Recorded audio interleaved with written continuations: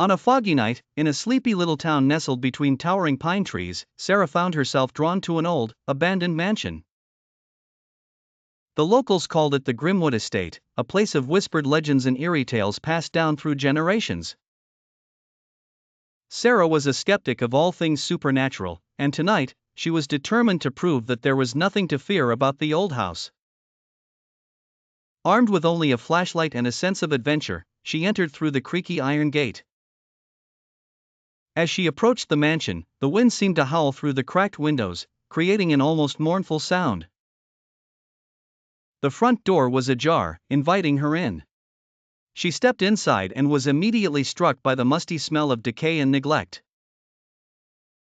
The floorboards groaned under her feet, and cobwebs draped like curtains in every corner. The grand staircase loomed before her, and she decided to explore the upper floors first. Each step up the stairs felt heavier, as if an unseen force was trying to pull her back. Reaching the landing, she noticed a dim light flickering at the end of the hallway. Curious, she walked towards it and found an old oil lamp sitting on a small table. It shouldn't have been lit, and yet, it was.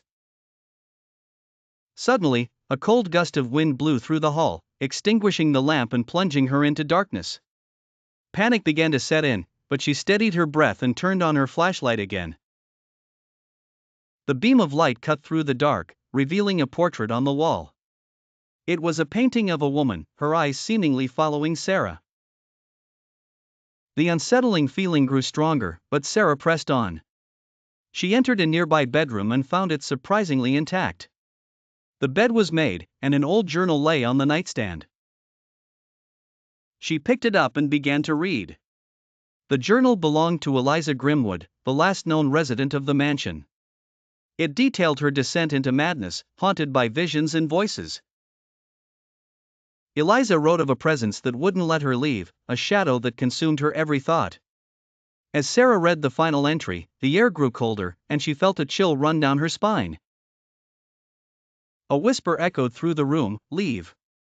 Her flashlight flickered, and she turned towards the source of the whisper.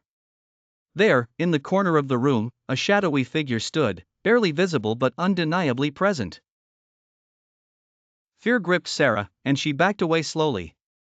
The figure took a step forward, and she bolted out of the room, down the stairs, and through the front door without looking back.